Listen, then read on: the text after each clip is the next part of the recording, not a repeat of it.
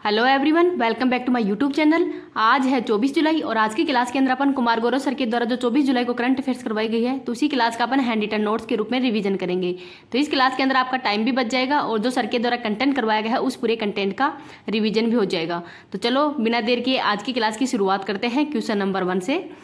ICC cricket विश्व cup 2023 का brand ambassador किसे नियुक्त किया गया है? तो ये शाहरुख खान को नियुक्त किया है।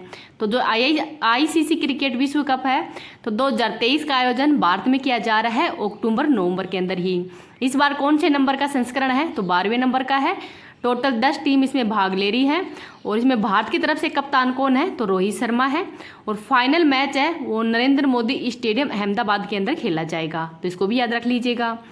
अब देखते हैं कि जो आईसीसी क्रिकेट विश्व कप है ये फर्स्ट वर्ल्ड कप था तो 1975 के अंदर ही हुआ था। और कहाँ पे आयोजन किया गया था? तो इंग्लैंड के अंदर ही। और इसकी विजेता बनी है वेस्ट इंडीज। और इस बार है जो 2023 में वेस्ट इंडीज टीम है वो नॉट क्वालिफाइड है, अर्थात वो क्वालिफाई नहीं कर पाई इस बार, जबकि जो 1975 में पहली बार इसका आयोजन हुआ था तब ये विजेता टीम थी। तो इसको भी देख लेना। अब देखते हैं लल्लन टॉप क्वेश्चन। पेप्सी को इंडिया की ब्रांड एम्बेसडर है वो किसको नियुक्त किया है? तो रणवीर सिंह को। प्यूमा इंडिया के ब्रांड एम्बेसडर वो हरमनप्रीत कौर को बनाया गया है। हर्बा लाइफ की ब्रांड एम्बेसडर स्मृति मंदाना है। यूनिसेफ का भारतीय राजदूत हाल ही के अंदर किसको बनाया है? तो आयुष्मान खुराना को बनाया है। इस्माइल एम्बेसडर महाराष्ट्र के द्वारा किसको बनाया है? तो सचिन तेंदुलकर को बनाया गया है। अब देखते हैं कि काम की बात में आज सर के द्वारा क्या करवाया है। तो जो इंटरनेशनल क्रिकेट काउंसिलिंग है आईसीसी का गठन कब किया गया है? तो 15 जून 1909 को किया गया था। तो 114 साल पहले इसका गठन किया गया है। हेडक्वार्टर दुबई के अंदर है, संयुक्त अरब अमीरात में। तो 2005 से वर्तमान में तो इसका हेडक्वार्टर वो दुबई में है और 1909 से 2005 तक इसका हेडक्वार्टर वो लंदन में था। तो इसको भी याद रख लीजिएगा। इसके आईसीसी के वर्तमान में अध्यक्ष कौन है? तो ग्रेग बर्कले हैं। और जो बीसीसीआई है इसके अध्यक्ष कौन है? तो रोजर बिन्नी है। और ये बीसीसीआई है इसका हेडक्वार्टर कहाँ पे है? तो जो वानखेड़े स्टेडियम है मुंबई के अंदर तो वहाँ पर इसका स्टेडियम है। तो इसको भी याद रख लीजिएगा। अभी इस क्लास की पीडीएफ है वो मैं टेलीग्राम पे डाल दूंगी। टेलीग्राम का लिंक इस वीडियो के कमेंट सेक्शन के अंदर मैं पिन कर दूंगी, तो वहाँ से आप इसकी पीडीएफ प्राप्त कर सकते हैं। अगर आपको ये वीडियो पसंद आ रहा है तो प्लीज़ आप इसको ज़्यादा से ज़्यादा लाइक एंड शेयर कर देना। अभी तक चैनल पर नए हो, चैनल को सब्सक्राइब नहीं किया तो चैनल को सब्सक्राइब भी कर लेना। अब आगे देखते हैं क्वेश्चन नंबर 2। राष्ट्रीय प्रसारण दिवस कब मनाया जाता है? तो 23 जुलाई को मनाया जाता है। 23 जुलाई को ही मनाने का कारण क्या है? तो 23 जुलाई 1927 को ही इंडियन ब्रॉडकास्टिंग कंपनी है वो स्थापित की गई थी। यह पहली रेडियो कंपनी है।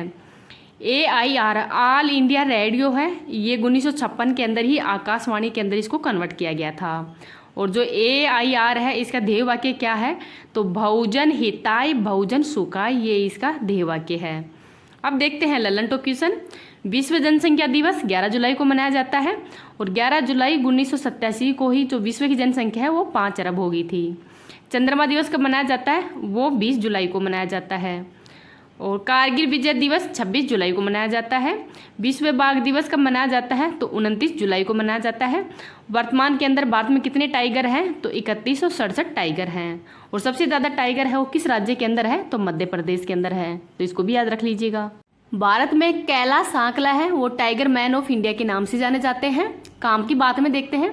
दूरदर्शन का ध्येय वाक्य क्या है? तो सत्यम शिवम सुंदरम है। सिद्धांत सत्य सुंदर है और शिव सुंदर है। हेडक्वार्टर कहाँ पे दूरदर्शन का? तो नई दिल्ली के अंदर है।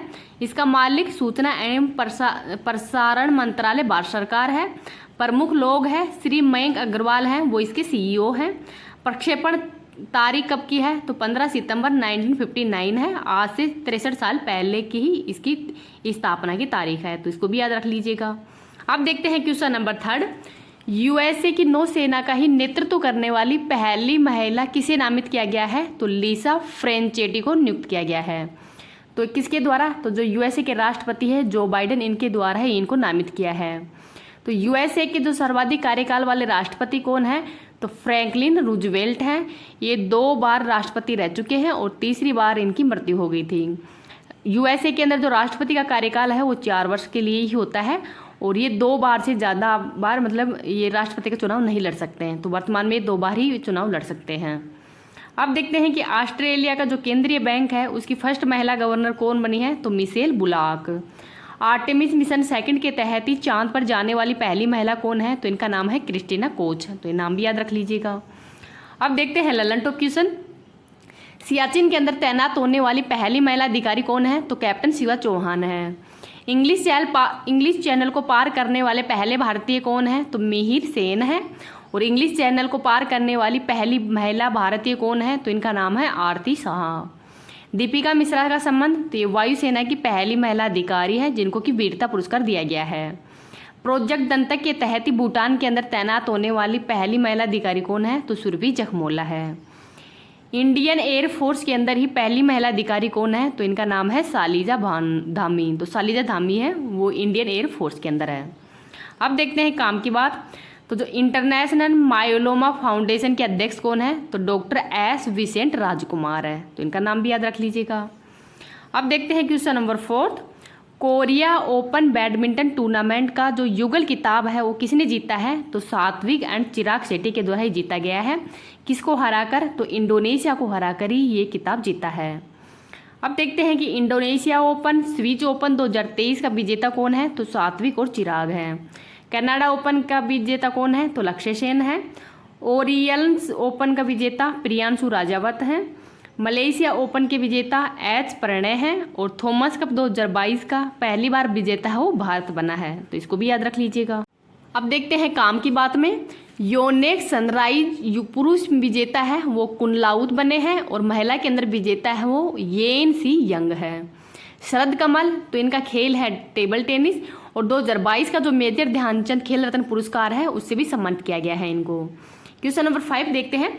विश्व पैरा तीरंदाजी चैंपियनशिप है, इसका आयोजन कहाँ पे किया गया है? तो चेक गणराज्य के अंदर इसका आयोजन किया गया है। और इसमें सिल्वर पदक है वो शीतल देवी के द्वारा ही जीता गया है तीरंदाजी में। कहाँ की रहने वाली है ये? तो जम्मू कश्मीर की रहने वाली है। तो ये विश्व की पहली आर्मलेस महिला पैरा तीरंदाजी बन गई है जिसके द्वारा सिल्वर मेडल जीता गया है। ललन टॉप क्वेश्चन देखते हैं।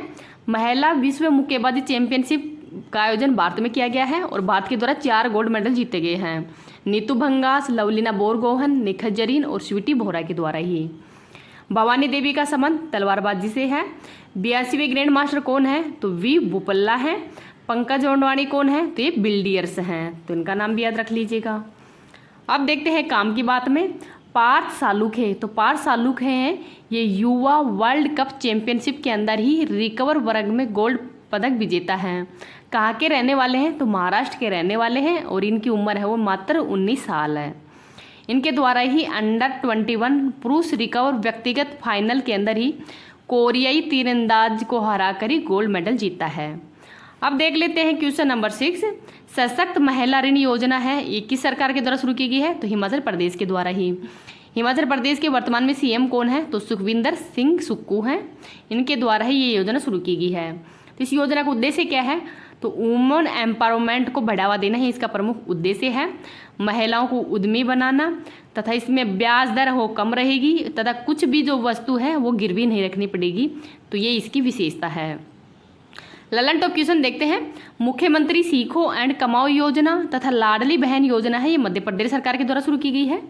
एक परिवार एक पहचान योजना उत्तर प्रदेश सरकार के द्वारा। मो घर योजना उड़ीसा सरकार के द्वारा।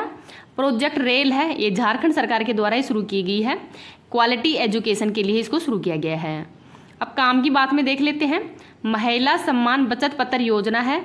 इस योजना के तहत ही 2 लाख रुपए दिए जाएंगे 2 वर्ष के लिए और इसमें ब्याज की दर हो 7.5% रहेगी। तो इसको भी याद रख लीजिएगा। क्वेश्चन नंबर 7 देखते हैं। भारत का पहला निजी हिल स्टेशन है लवासा, ये कहाँ पे स्थापित किया गया है? तो पुणे महाराष्ट्र के अंदर ये स्थापित किया गया है। और जो लवासा है इसकी स्थापना 2000 में की गई थी हिंदुस्तान कंस्ट्रक्शन कंपनी के द्वारा ही। हाल ही में चर्चा में होने का कारण क्या है?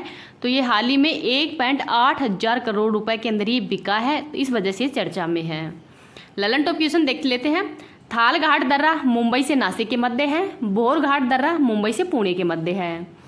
सतपुड़ा की सबसे ऊंची चोटी धूपगढ़ है। नीलगिरी की सबसे ऊंची चोटी दोदा बेटा है। ट्रांस हिमालय के अंदर कौन कौन सी श्रेणी आती हैं? तो कराकोरम, जास्कर और लद्दाख आती हैं। क्वेश्चन नंबर 8 देखते हैं। विश्व प्रसिद्ध राजगीर मलमास मेला है ये कहाँ पे प्रारंभ किया गया है? तो बिहार के नालंदा जिला में ही इसको प्रारंभ किया गया है। तो ये राजगीर मलमास है, ये 3 साल के अंदर ही एक बार आता है। अब देख लेते हैं ललन टॉप क्वेश्चन। सरहुल महोत्सव का आयोजन झारखंड में, खारची तथा केर पूजा महोत्सव त्रिपुरा में, बोनालू फेस्टिवल तेलंगाना में, फूलदेई महोत्सव उत्तराखंड में किया जाता है। नालंदा विश्वविद्यालय, इसकी स्थापना कुमारगुप्त के द्वारा की गई है। और जो 4 बौद्ध संगति हैं वो फर्स्ट बौद्ध संगति का आयोजन राजगृह में, सेकंड का आयोजन वैशाली में, थर्ड का आयोजन है वो पाटलिपुत्र में, और फोर्थ बौद्ध संगति है इसका आयोजन किया गया है कुंडलवन जम्मू कश्मीर के अंदर ही। तो इसको भी याद रख लीजिएगा। अब देखते हैं क्वेश्चन नंबर 9। मध्य प्रदेश का 54वां जिला कौन सा बना है? तो नागदा बना है, और नागदा है ये उज्जैन से अलग होकर ही बना है। मध्य प्रदेश के सीएम कौन है वर्तमान में? तो शिवराज सिंह चौहान है। मध्य प्रदेश का 53वां जिला मऊगंज बना है, रीवा जिले से अलग होकर ही। अब देखते हैं ललन टॉप क्वेश्चन। 19 जिले व 3 संभागों की घोषणा है वो राजस्थान सरकार के द्वारा ही की गई है। तो वर्तमान में राजस्थान के अंदर 50 तो नए जिले बन गए हैं और 10 संभाग बन गए हैं। किसकी समिति की सिफारिश पर? तो राम लुभाया समिति की सिफारिश पर ही बने हैं। अब देखते हैं कि भारत का नवीनतम tiger reserve Ranipur tiger reserve है, उत्तर प्रदेश में। भारत का एकमात्र जिला जिसकी सीमा 4 राज्यों से लगती है तो उसका नाम है सोनभद्र। तो ये बिहार, झारखंड, छत्तीसगढ़ और मध्य प्रदेश से लगती है। एशिया का पहला फ्लोटिंग फेस्टिवल मंदसौर मध्य प्रदेश में है। राज्य पुनर्गठन आयोग के अध्यक्ष कौन है? तो फजल अली आयोग है, और ये 7वां संविधान संशोधन 1956 के तहत ही जोड़ा गया था। इसके तहत ही 14 राज्य व 6 केंद्र शासित प्रदेश थे। तो इसको भी याद रख लीजिएगा। क्वेश्चन नंबर 10 देखते हैं, वेरी इंपॉर्टेंट क्वेश्चन है। खड़ग नदी बेसिन परियोजना को मंजूरी किस राज्य के द्वारा दी गई है? तो उड़ीसा राज्य के द्वारा ही दी गई है। तो उड़ीसा राज्य के वर्तमान में सीएम कौन है? तो नवीन पटनायक है। तो ये खड़ग नदी बेसिन परियोजना है, इसकी उपयोगिता क्या है? तो सिंचाई, पेयजल व भूजल स्तर है, इसमें सुधार लाना इसका प्रमुख उद्देश्य है। कौन सी नदी पर है? तो महानदी पर है। महानदी पर हीराकुंड बांध है। किस जिले में? तो संबलपुर जिले में, संबलपुर जो जिला है वहाँ पर ही है। अब ललन टॉप क्वेश्चन देखते हैं। गंगा के बाएं भाग से निकलने वाली नदियाँ कौन कौन सी हैं? तो रामगंगा है, गोमती है, घाघरा है, गंडक, कोसी और महानंदा है। यमुना नदी की जो दाएं भाग की नदियाँ कौन कौन सी हैं? तो चंबल है, बेतवा है, केन है और सिंधी है। ब्रह्मपुत्र की सहायक नदियाँ कौन कौन सी हैं? तो लोहित है, कामिंग है, सुबनसिरी है और धनसिरी है। कावेरी नदी की सहायक नदियाँ काबिनी है और हेमवती है। तो इनको भी याद रख लीजिएगा, वेरी इंपॉर्टेंट है। अब देखते हैं क्वेश्चन नंबर 11।